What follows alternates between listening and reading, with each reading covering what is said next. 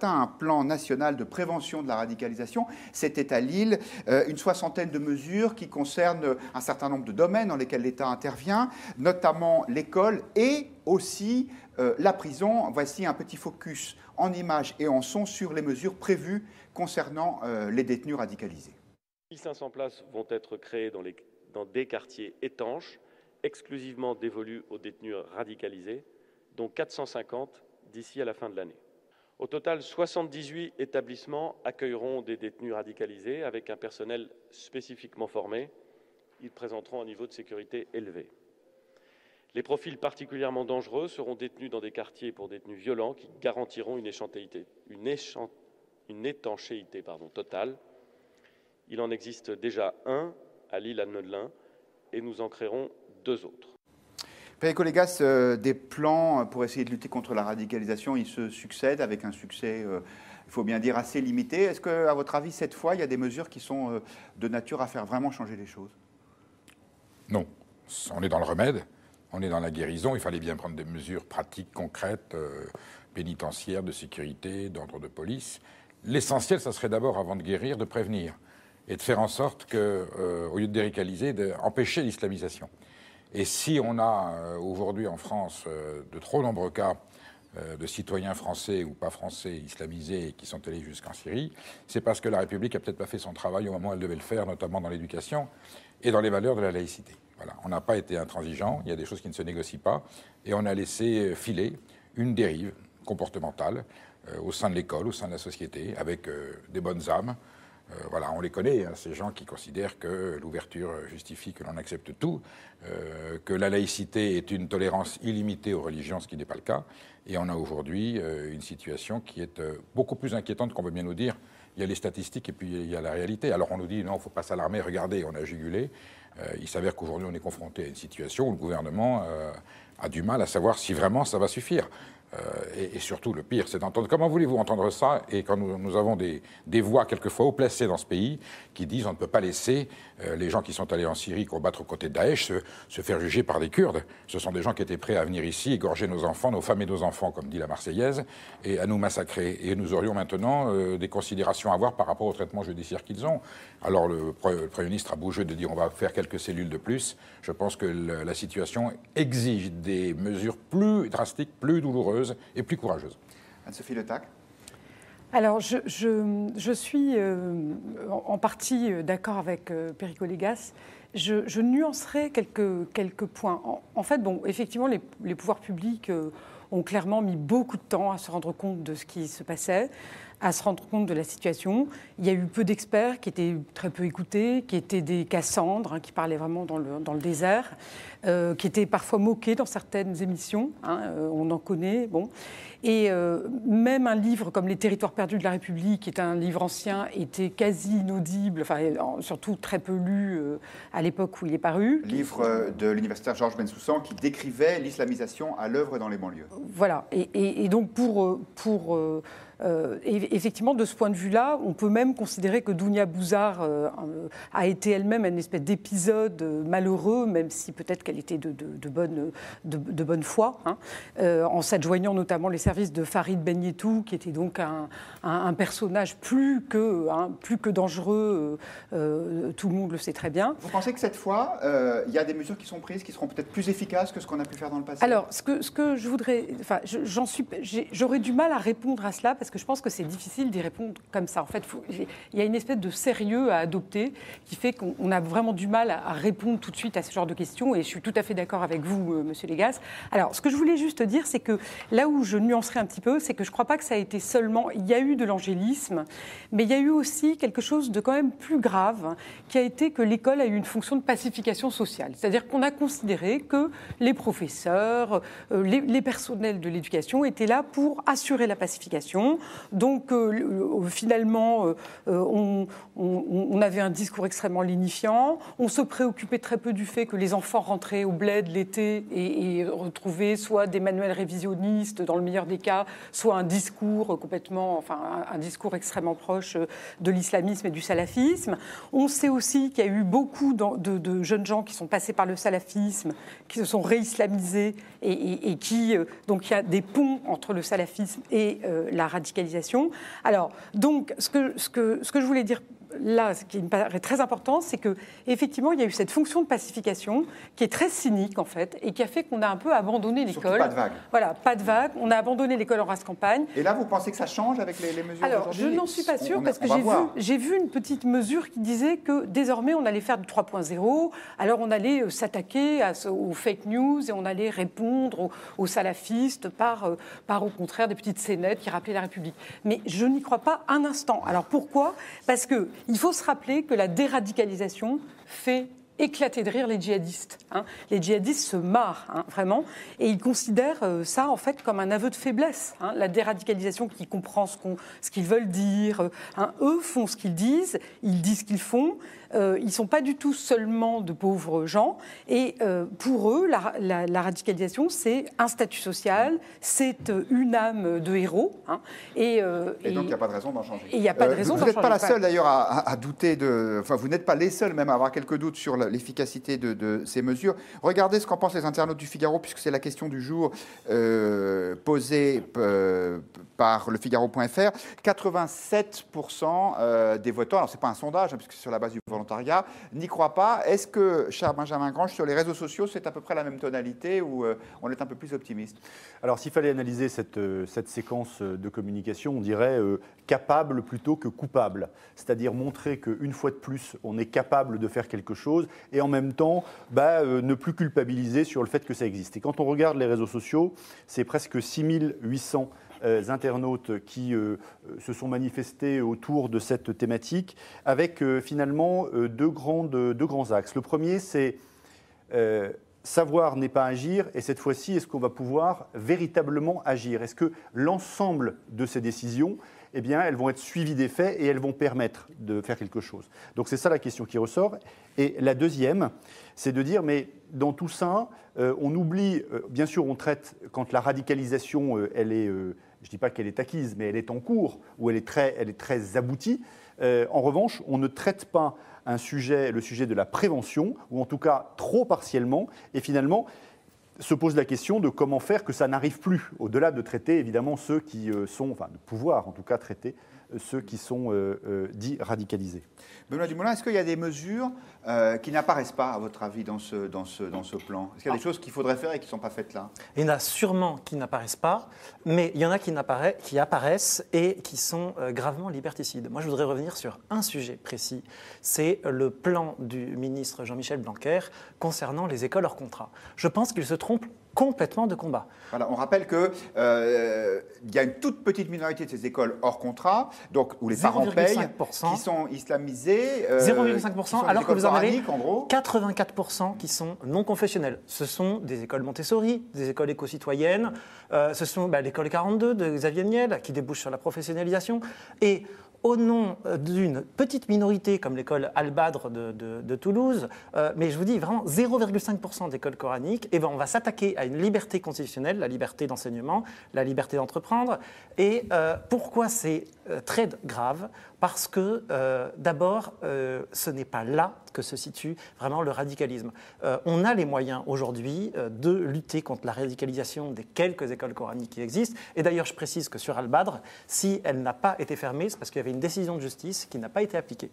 Mais il faudrait que l'éducation nationale, et même plutôt le ministère de l'Intérieur, se soucie de toutes les structures périscolaires. C'est là que se situe la radicalisation. Ces associations culturelles, ces clubs de sport, ces comités de cours de soutien. Et c'est là qu'il y a vraiment qu'on doit mettre le paquet et pas sur les écoles hors contrat. Et là, on sent que c'est vraiment la grosse machine de l'éducation nationale qui se dit « Ah, on va supprimer une liberté. » C'est l'occasion de supprimer la concurrence, peut-être. Oui. Et justement, et moi, je voudrais, dernière chose, je voudrais souligner quelque chose. C'est que en janvier 2015, les frères Kouachi, ils venaient d'école hors contrat? Non, ils venaient de l'école publique. Donc il faudrait ici que l'éducation nationale sache, mais vous l'avez dit, les uns et les autres, repérer la radicalisation qui existe en son sein et savoir y remédier par des mesures appropriées. Là. On y reviendra peut-être, mais voilà. Alors, je vous donne la parole, chers internautes, puisque cette émission est la vôtre. Le droitiste, qui est un fidèle, qui nous dit « Depuis le temps, ça se saurait si la déradicalisation fonctionnait. » Non, Tandis que Chapour nous dit c'est la radicalisation qu'il faut empêcher. Après, c'est trop tard. Odile nous dit, vu ce qui se passe, pourquoi on ne remet pas le service militaire? Ce serait une solution, point d'interrogation. Et Chapour, pour en revenir à lui, pense que la radicalisation pourrait être évitée grâce au contrôle des lieux de culte, à l'interdiction de ceux qui diffusent le salafisme saoudien et la surveillance des réseaux sociaux. Tandis que Marc nous dit, cette situation ne date pas d'aujourd'hui. Aucun gouvernement n'a pris aucune bonne mesure et je pense qu'aucune bonne mesure ne sera prise.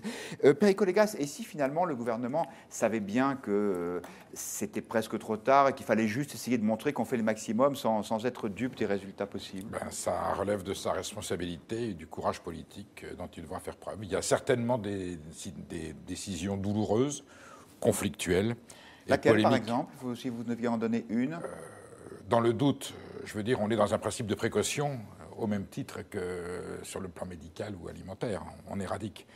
Donc les S, on a beau dire les S, ça ne sert à rien. Les fichiers S. Fichiers S, ça ne sert à rien. Les mosquées, je pense qu'aujourd'hui, dans la situation, vu ce que n'oublions pas que nous avons quand même près de 300 morts dans des conditions inimaginables en cette partie du XXIe siècle, avec les attentats de janvier, 13 novembre, Nice. On sait aujourd'hui que ça peut intervenir à tout moment, même si les services de police disent qu'ils ont plus ou moins contenu. Et puis, on ne déradicalise pas, c'est pas vrai. Qu'est-ce qu'on va faire s'il y a une récidive?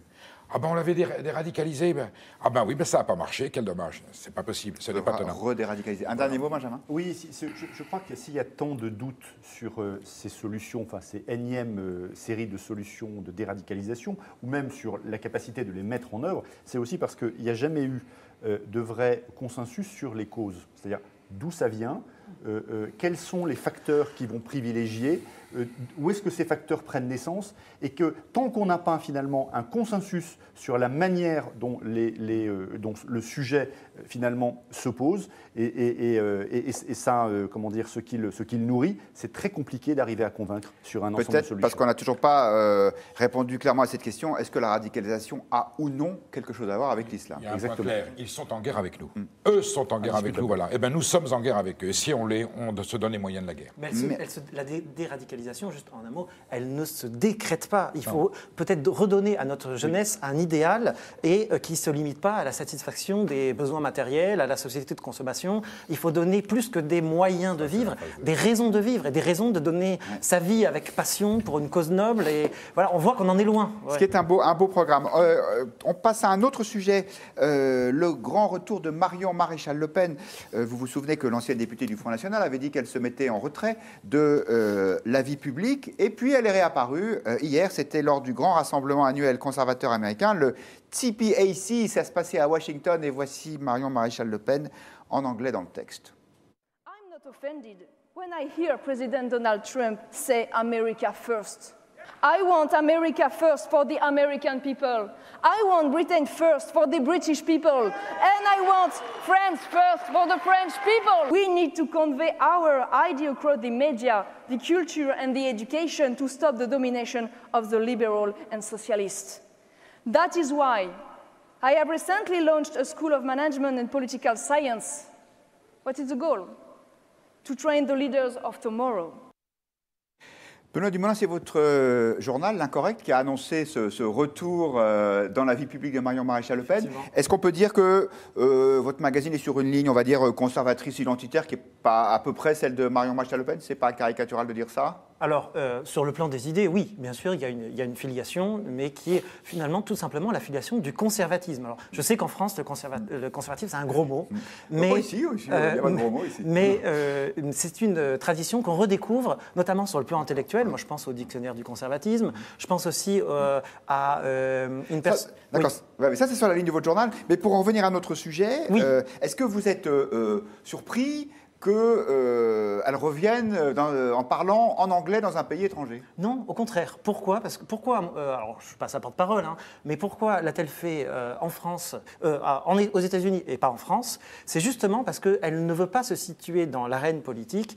Elle a, à mon avis, compris que le problème est, comme elle le dit elle-même, métapolitique. Et elle n'est pas la seule à faire ça, parce que pour moi, c'est le pendant à droite de Najat Vallaud-Belkacem à gauche, qui fait à peu près la même chose en disant non, moi la direction du Parti socialiste, ça m'intéresse pas, je vais aller dans l'édition et dans les sondages et je vais monter une ligne progressiste. On voit bien que dans les deux cas, on est dans une période de recomposition de politique et qu'il faut prendre de la hauteur, et c'est exactement ce qu'elle fait, en s'adressant donc dans ce congrès du conservatisme pour resituer sur le plan des idées le niveau de la bataille. Anne-Sophie Le Tac, ça vous paraît une bonne idée? Elle va aussi créer son école de sciences politiques. L'idée qu'on reconquiert le pouvoir par les idées, c'est un peu original en France. Personne n'a fait ça, en tout cas parmi les responsables politiques des dernières années. Alors, je ne suis pas sûre qu'elle reconquiert le pouvoir par des idées. C'est-à-dire que je ne suis pas sûre que ces idées soient vraiment abouties. Il me semble Qu'est-ce qui vous fait dire ça? Alors, ce qui me fait dire ça, c'est qu'elle est déjà, qu'elle est en contradiction complète avec elle-même. Alors, je sais bien que ça n'a pas beaucoup d'importance forcément aujourd'hui, mais elle n'est pas là. Elle va à l'EM Lyon, paraît-il, pour prendre des cours. Alors, je ne sais pas si elle a suivi les cours de Laurent Wauquiez. Enfin, ce serait intéressant de le savoir. Mais en tout cas, voilà, elle fait un master. Elle s'occupe de sa petite fille. Elle est partie. Et puis, elle n'est pas là. Elle va aux États-Unis, but she's back. Alors, il y a quelque chose. Est-ce que c'est vraiment c'est la France qui est back ou elle? On ne sait pas très bien. Mais il me semble que de l'extérieur, comme ça, il y a toujours ce double discours qui me semble quelque chose qui lasse les Français. Et c'est quelque chose qui m'a frappée quand je regardais l'affaire Laurent Wauquiez. Ce qui m'a le plus frappé, finalement, c'était le fait qu'à mon avis, Laurent Wauquiez se trompe de cible aussi. C'est-à-dire qu'il a une vision extrêmement négative, extrêmement aigre, extrêmement... Et il me semble que Marion Maréchal-Le Pen, en allant voir les plus conservateurs des conservateurs, bien plus conservateurs que n'importe qui, en fait, du FN, creuse ce sillon-là. Alors, ça, c'est une première chose. Et puis, l'autre chose, c'est qu'on aurait pu se dire qu'elle allait se rapprocher de l'Italie, puisque l'Italie, il y a des élections, qu'en ce moment, le MSI a le vent en poupe. Il faut se rappeler que le logo du FN venait du MSI. Du MSI. Voilà, donc il y a des élections législatives, on le rappelle, au début du mois prochain, en Italie. Début du mois prochain. Donc, on aurait pu penser qu'elle allait aller voir les alliés naturels, en quelque sorte, italiens. Pourquoi est-ce qu'elle n'y va pas? À mon avis, parce que c'est moins glamour, parce que finalement... Alors, ce qu'il faut dire, c'est que ce congrès dont on parle, c'est quand même pas n'importe quoi, parce qu'on va le voir à l'image tout de suite. Ça, c'est des images en direct. Et en ce moment, c'est Donald Trump qui parle à ce congrès. Donc, cette invitation, c'était tout sauf quelque chose d'anodin. Le Perico Légas, vous avez un point de vue là-dessus? Est-ce que ça vous paraît une bonne stratégie de revenir comme ça par les idées, par le débat? Elle n'est pas dans l'arène française. Elle est chez la grande puissance occidentale. Elle qui est patriote. Ça vous plaît pas, hein? Vous n'êtes pas très... Au contraire, je trouve que son coup est génial. Ensuite, j'ai ma réserve sur la stratégie. Elle va aux États-Unis, donc elle est patriote et dite nationaliste, elle n'est pas cocardière, elle n'est pas chauvine. Elle va dire aux États-Unis ce qu'elle pense de la France. Les États-Unis restent quand même la grande puissance alliée. Et elle annonce à la classe politique française qu'elle est en réserve de la République. Et comme elle a un boulevard devant elle, puisque tout s'effondre de tous les côtés, les oppositions n'existent pas. Wauquiez est en train un peu de trébucher dans sa méthode. Et le macronisme reste une hypothèse très virtuelle pour l'instant. Donc, elle est bien jouée. Ah, très bien joué, et je pense que ce n'est qu'une première. Les internautes qui continuent de réagir, et on les en remercie. Armen qui nous dit « Elle attend que son grand-père ait fini de décrédibiliser sa tante Marine via ses mémoires », puisque Jean-Marie Le Pen vient de publier ses mémoires, et si vous voulez en connaître toute la substance, lisez le Figaro Magazine, c'est paru aujourd'hui, et il y a un grand papier sur ce sujet. Et Gérard nous dit « Marion revient dans la ligne de mire de la bien-pensance ». Vous pouvez voter, donner votre avis, d'ailleurs vous êtes en train de le faire, et on voit le résultat sur Twitter. Est-ce que Marion Maréchal-Le Pen a la bonne stratégie? C'est sur le hashtag point de vue, hashtag Figaro Live. Et ben, pour l'instant, c'est relativement contrasté. Donc, il n'y a pas encore d'état d'esprit vraiment qui se dégage. Est-ce qu'on en parle beaucoup sur les réseaux sociaux, Benjamin Grange? Alors oui, on en parle beaucoup sur les réseaux sociaux. C'est presque 17 000 mentions et messages qui sont publiés suite à son intervention, comparé évidemment aux 6 000 dont j'ai parlé tout à l'heure quand on parlait de déradicalisation. Donc ça intéresse plus les gens que le plan du Premier ministre. Ça intéresse plus les gens, enfin en tout cas ceux qui sont militants du FN ou associés. Alors quand on regarde justement le corpus de ces militants, il faut savoir que Marion Maréchal-Le Pen était adorée par ses militants. Elle était perçu comme dans le mouvement du parti comme plus à droite que l'était un Florian Philippot, qui lui était plutôt l'aile gauche du Front National, si on peut s'exprimer comme ça, et que quand les militants parlent d'elle, ils n'attendent qu'une chose, c'est son retour. Donc et finalement, et d'ailleurs, quand on regarde les hashtags qui sont associés à cet événement, celui qui sort le plus, c'est A Time for Action. D'accord ? C'est celui qui sort le plus. Alors, nul doute pour moi qu'elle prépare son retour. Si elle le prépare, aux États-Unis, la question après qui se pose, c'est comment et quand ? Et si j'ébauche quelque chose, mais on est là pour le faire, moi je pense qu'elle ne reviendra pas au Front National. Si elle reviendra pour créer son mouvement et peut-être qu'elle rêve à une trajectoire à la Macron. Moi, je pense qu'elle attend simplement que Wauquiez, pardon, excusez-moi, mais je pense qu'elle attend tout simplement que Wauquiez et Marine Le Pen, qui sont tous les deux dans une impasse, s'entretuent. Et là, elle a quasiment rien à faire, envoyer quelques cartes postales, et elle attend. Elle attend plus que ça. Elle attend de savoir que les Français fassent une opinion sur la situation actuelle. Et si quelqu'un incarne Jeanne d'Arc, alors pour le coup, c'est pas ma tasse de thé, mais c'est elle. C'est-à-dire l'espoir et la jeunesse. Je maintiens quand même. On vous sent plus dubitative. Je suis très dubitative et je maintiens surtout que cette jeune femme, qui est une jeune femme, c'est extraordinaire, devrait adopter un discours beaucoup plus positif que celui qu'elle a. Moi, j'ai été très frappée par le fait que finalement, ce qui a emporté l'adhésion dans les élections, alors contre toute attente d'ailleurs, c'était une espèce de positivité, même peut-être. On n'est pas en l'enthousiasme de Macron. Attendez, on n'est pas en campagne. Mais, elle fait d'abord le bilan de ce qui ne va pas, mais elle dit, et elle viendra avec ses propositions. Vous savez, votre sondage 49-51, ça suffit pour gagner une élection présidentielle. Alors, Anne-Sophie Le Tac avait la parole et nous allons la lui laisser. Allez-y. Non, elle dit la France, petite nièce de l'islam, fait des choses que je trouve mais complètement vides. Alors, on peut discuter de tas de problèmes, mais je trouve que c'est tellement simplificateur. Voilà. Les jeunes, allez, réfléchissez les jeunes et mettez-vous vraiment au boulot. N'oubliez pas quand... Sally nous dit, je pense que sa stratégie est la bonne et que les Français vont la reconnaître. Benoît Dumoulin. N'oubliez pas simplement qu'en 2027, elle aura 38 ans. Et le chef de l'État actuel avait 39 ans au moment de ces élections. Donc il y a peut-être aussi maintenant cette prime à la jeunesse instaurée par Macron, quoi. C'est pas sûr qu'elle attend 2027, mais enfin, on verra bien. Enfin, c'est pas elle qui décide. Vous pensez, Pierre Colgas, qu'il y a déjà une compétition de fait qui s'instaure entre Laurent Wauquiez et Marion Maréchal Le Pen ? Je pense qu'il y a surtout une immense lassitude qui est en train de se faire dans le pays par rapport à la classe politique actuelle, que le président de la République insuffle un nouveau mouvement, mais que pour l'instant, on n'a pas du tout la certitude que ça va aboutir. Et l'on voit déjà le mur se fissurer par quelques endroits et l'incapacité à répondre à des enjeux majeurs.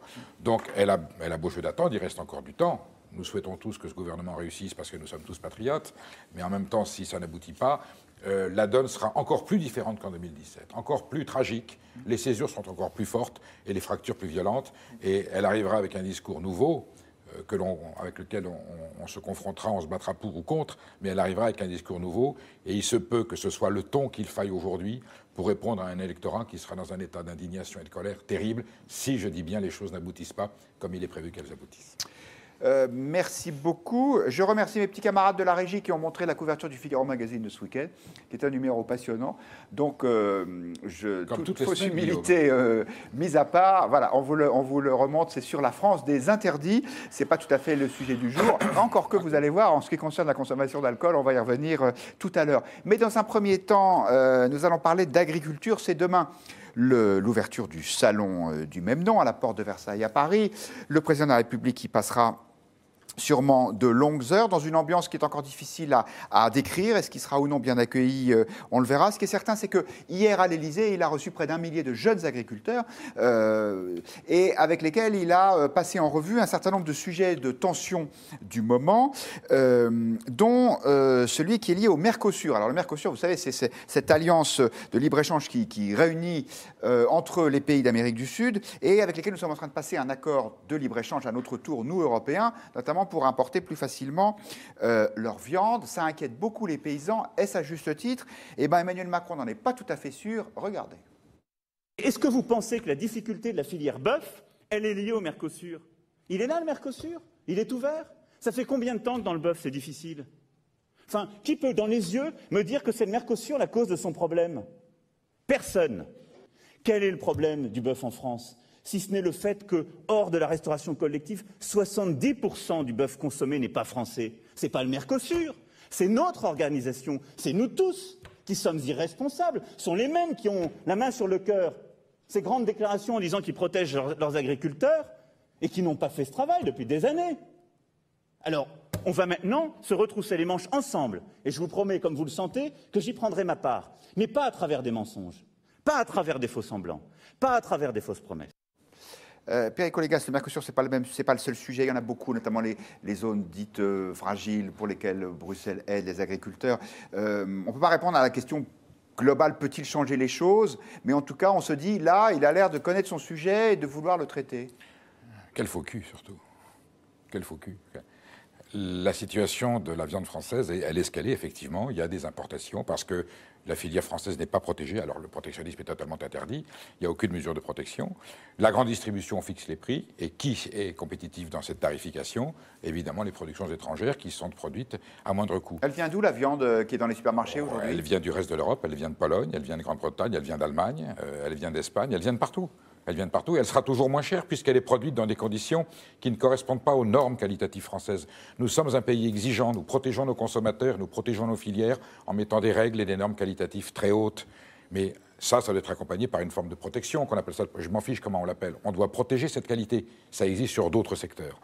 Et là, on ouvre une deuxième porte, le CETA en septembre. 60 000 tonnes de viande canadienne. Voilà, ça, le CETA, c'est l'accord de libre-échange avec le Canada. Et là, le Mercosur. C'est-à-dire que le « en même temps » de Macron, finalement, est un double langage. Je te reprends de la main gauche ce que j'avais dit que j'allais te donner de la main droite. C'est-à-dire que les paysans risquent d'être perdants-perdants. Et là, vu le taux de fragilité, le taux de marge, les situations tragiques dans lesquelles ils sont, eh bien, ces quelques centaines de milliers de tonnes en plus du Canada et de l'Amérique latine peuvent être définitivement éradicatrices pour l'élevage français. Et il aura beau dire, voyez, on n'a pas su faire face, on est dirigé par des nuls, les paysans sont des ringards, les protectionnistes qui les protègent sont des gens dangereux. C'est facile de jeter l'anathème comme ça. Lui n'a rien fait, il appartient à un système politique et à une majorité qui n'a jamais rien fait. Et là, ce qu'il nous explique, en fait, c'est qu'il va y avoir de la casse chez les petits, qu'il va faire ce qu'il y a de pire, c'est-à-dire qu'il va réindustrialiser l'agriculture française au titre qu'il faut qu'elle soit compétitive et conquérir des parts de marché à l'étranger, et il va éradiquer l'agriculture dont nous avons besoin, celle qui donne des produits sains au peuple français. Voilà, il prend des responsabilités. Je ne sais pas comment il sera accueilli demain, mais là, il a prévenu. Il va y avoir de la casse. Donc, à la question agriculture, Macron peut-il changer les choses? Question qu'on vous pose sur Twitter. La réponse de Perico Légas est visiblement non. Benjamin Grange, intéressons-nous au sondage que vous, chez Dentsu Consulting, et nous, le Figaro, avec nos confrères de Odoxa, nous avons commandé. Alors, il y a plein de questions dans ce sondage. Je propose de commencer par celle pour savoir si les Français font confiance ou non à Emmanuel Macron et au gouvernement. Eh bien, donc voilà, c'est la troisième slide dans notre petite sélection. De toute évidence, les Français sont assez dubitatifs. Ils sont même 2/3 à dire qu'il ne va pas y arriver. Oui, alors même si les agriculteurs sont chouchoutés par Emmanuel Macron, puisqu'on a vu que finalement il envoie tous les signes pour le prouver, il se déplace dans une ferme près de Clermont-Ferrand en janvier, il reçoit les jeunes agriculteurs ce jeudi à l'Élysée, il y a une journée entière passée au Salon de l'Agriculture ce samedi, etc., etc. Eh bien, il se trouve qu'aujourd'hui, il est davantage considéré comme un président qui est capable d'amplifier la réussite de ceux qui réussissent déjà que de permettre aux autres de mieux s'en sortir.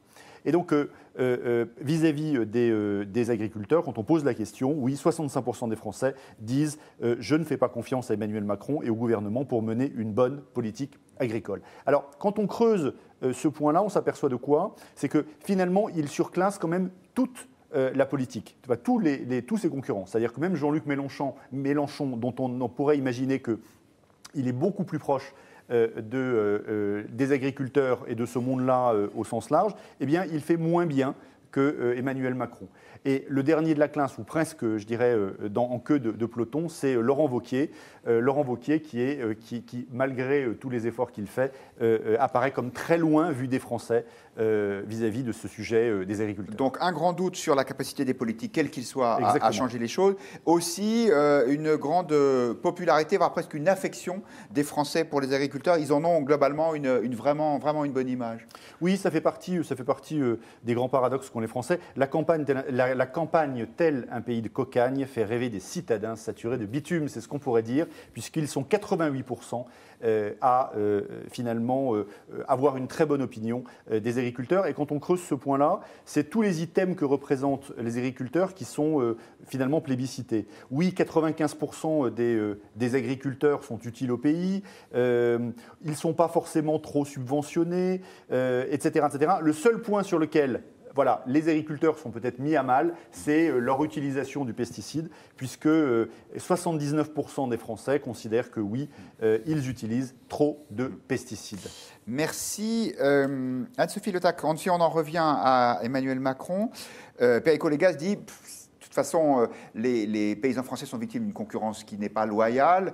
Dès lors que Emmanuel Macron ne veut pas changer ça, on n'y arrivera pas. Est-ce que c'est aussi votre point de vue ? Alors, je suis tout à fait d'accord avec l'idée que finalement, Emmanuel Macron semble nous présenter un programme de réindustrialisation de l'agriculture. Et ça me paraît vraiment complètement aller au contraire de ce qu'il faut faire. C'est-à-dire, j'ai toujours été surprise par le fait que finalement la France a un immense avantage comparatif, qui est la qualité de son agriculture et même sa quantité, parce qu'on est capable de produire beaucoup, et que finalement on n'utilise pas suffisamment cet avantage comparatif. Simplement, même cyniquement, on n'utilise pas cet incroyable avantage. Alors je sais bien qu'il y a des problèmes de prix, enfin on ne va pas parler d'économie ici peut-être, mais effectivement on comprend bien pourquoi, mais je trouve qu'il devrait y avoir des efforts considérables qui sont faits sur les petites exploitations, les moyennes exploitations, l'éco-conditionnalité des aides qui existent déjà, mais l'améliorer encore, faire en sorte que ce qu'on fait, c'est-à-dire faire bien de la bonne viande, des bons légumes, soit extrêmement valorisé dans le monde. Alors maintenant, effectivement, je n'ai pas tous les chiffres, c'est-à-dire que j'imagine qu'il y a des problèmes de prix de cette agriculture de qualité, mais moi je trouve qu'il faudrait demander un peu de temps en temps aux vaches qu'elles en pensent. Si on demandait aux vaches un petit peu plus souvent, par exemple demain, si M. Macron va au salon de l'agriculture, il devrait leur poser la question. Je pense que les vaches diraient il n'y a pas assez de trains, on s'amusait bien avant, il y avait des trains qui passaient, là il n'y en a plus, il n'y a que des LGV. Voilà. Si les vaches ont lu le rapport de M. Spinetta, elles l'ont lu, elles sont mécontentes. Voilà. Et elles diraient beaucoup d'autres choses. Elles diraient aussi, laissez-moi mon veau au lieu de me l'enlever le lendemain du jour où j'ai vélé. Pour aller le faire engraisser en Italie. Voilà, arrêtez de me donner de l'herbe qui est acidifiée de sorte que les gens qui me la donnent ont des espèces de masques pour éviter d'attraper des saletés. Voilà, Madame Le Tac est très pointue. Voilà. C'est mon côté normand. Voilà. Et voilà, demandons aux vaches. Alors, moi, je ne vais pas demander aux vaches. En revanche, l'avis des internautes nous passionne, donc on vous le donne. Il y a plein de réactions. Sally qui nous dit « Les pauvres agriculteurs en ont marre de se faire manipuler par de grosses sociétés qui font du dumping à Bruxelles ». Sally est en communion de pensée avec Perico Légas, semble-t-il. Sylvette nous dit « Il essaye seulement, c'est Emmanuel Macron, d'embobiner les agriculteurs. Il ne pense pas un mot de ce qu'il dit. » Marc nous dit « Comment voulez-vous que l'agriculture française soit bien dirigée ? Les ministres successifs et dirigeants sont des énarques qui n'ont jamais vu une vache, une ferme ou un tracteur, sauf à la télévision. » Et puis on continue. Khalifa qui nous dit le président a tenu un langage de vérité aux agriculteurs, comme il l'a fait avec les autres forces vives de la nation. Il peut bel et bien faire des choses pour l'agriculture française, mais il faut que les agriculteurs jouent le jeu. Et puis il y a l'Artichaut qui nous dit un truc pas inintéressant. On adore les agriculteurs, mais on achète du Findus. Hypocrisie. 3 petits points. Benoît Dumoulin, c'est vrai, on posait un peu le problème en ces termes, mais les agriculteurs ont un problème de revenus. Mais les consommateurs, à la fois, aiment les paysans, on le voit bien dans les sondages, mais ils ne veulent pas payer leur alimentation trop chère dans la supermarché. Et on se demande comment on peut sortir de cette contradiction. C'est tout le problème. Pour être très honnête, il ne date pas d'Emmanuel Macron, mais on a des problèmes de fond auxquels on n'ose pas s'attaquer. Je crois que ça a été très bien rappelé par Perico Légas sur le protectionnisme qui reste un tabou, alors qu'on voit très bien qu'il y a un problème de normes, il y a un problème aussi de charge sociale. Vous croyez qu'un paysan en Pologne, il produit avec la même protection sociale qu'un paysan français? On a bien vu le problème que ça posait avec la directive travailleurs détachés. Donc je crois que le problème se pose, certes, en France, avec notamment la grande distribution et tout, mais aussi au niveau de l'Union européenne. Et là, il y aura des choses à revoir. Et là, j'attends de voir ce que va faire Macron, mais je n'ai aucune illusion, malheureusement. Donc, bon, c'est de la communication, ce discours. J'ajoute une dernière chose, c'est que les Français sont aussi un peu contradictoires, vous le disiez. Ils aiment bien manger français, mais est-ce qu'ils sont prêts à soutenir jusqu'au bout l'agriculture française? Il y a tout un travail de pédagogie à faire. Moi, je pense qu'il faudrait leur dire, vous savez, la France, avant d'être ce qu'elle est aujourd'hui, avant d'être un jardin français, comme disait Peggy, c'était ce qu'on appelait la Gaule chevelue. Et si on ne fait rien, ça deviendra une terre de jachère et on ira acheter des OGM à l'étranger. C'est ce qu'attendent certains hommes politiques. On va se débarrasser de l'agriculture, on y restera ailleurs. Là où le consommateur français sait que son effort financier dans les prix aboutit vraiment à l'agriculteur, au producteur ou à l'artisan, il dépense. D'ailleurs, on a une multiplication d'opérations de ce genre, les AMAP, et même on voit bien les boutiques bio, mais même tout le reste, les ventes directes à la ferme. Moi, je vois tous les agriculteurs, je les ai vus hier, certains qui sortaient de l'Élysée, qui vendent en caissette leur viande. Ils n'ont plus assez de quoi fournir, tellement ils ont une demande qui est forte. Et ils vivent bien, et ils sont tellement fiers, ils sont heureux. Ils ont 28, 29, 35 ans. Ce sont des gens porteurs d'espoir. Ce n'est pas de cela dont parle M. Macron. Ceux-là, ils sont un exemple. Voilà. Il faut évidemment que le consommateur accepte de mettre le prix, mais le consommateur a tellement l'idée que chaque fois qu'il a fait un effort, cet argent n'est pas allé à la destination qui était prévue. Et quand on nous dit on va changer les lois entre la grande distribution et l'agro-industrie, le taux de repente verte va être limité à 10%, est-ce que ces 10% iront bien, ne serait-ce que pour la moitié aux agriculteurs? On n'en a pas la preuve.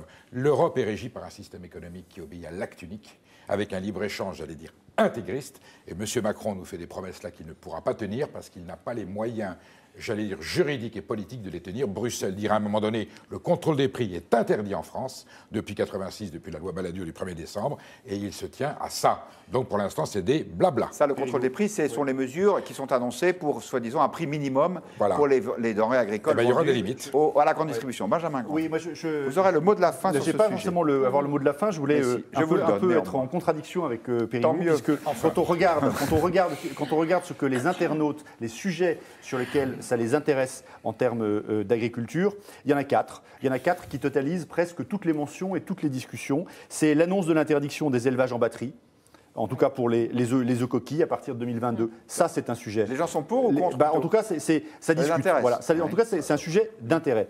Le besoin de contrôle sanitaire renforcé. Oui. Voilà. Le troisième, c'est le soutien des producteurs de lait français. Voilà, on comprend pourquoi. Et l'annonce d'une PAC qui protégerait les agriculteurs. C'est ce que je dis. Voilà. Ça veut donc dire ça implique donc qu'ils sont prêts à payer plus, puisqu'ils exigent de la meilleure qualité. Non, on n'a pas dit qu'ils étaient prêts à payer plus. Non, mais ça le déduit, ils ne les prenaient pas pour des imbéciles. Ils assumeront. Ils assumeront. Merci de ce réconfort politique sur les arguments. N'essayez pas de récupérer Benjamin Grange, collègues. Essayez de récupérer les voix des internautes. Est-ce que je peux dire une dernière chose? Allez-y. Je voudrais dire aussi que ce n'est pas seulement une affaire européenne ou française, c'est aussi une affaire mondiale, puisque la Chine achète des terres en Inde, dans notre Bourbonnais. Bon. Et qu'il y a vraiment une question qui se pose. La Chine a bien compris que c'était... 900 hectares qui viennent d'être achetés par les Chinois. Que l'agriculture était vraiment... Il y en a plusieurs milliers qui sont prêts à vendre. Le président de la République a dit d'ailleurs qu'il allait l'empêcher, qui nous donne la recette. Parce que je ne vois pas comment il peut empêcher quelqu'un d'acheter une terre en France. Et vous avez vu que c'est du puits à la pompe, c'est Rockefeller du puits à la pompe, mais en version agricole, c'est-à-dire que l'entrepreneur chinois donc, va de la semence jusqu'aux boulangeries qui sont en Chine. Shanghai. Merci à tous les 4 de nous avoir donné votre avis sur ce sujet. Il nous en reste un. Le vin est-il un alcool ?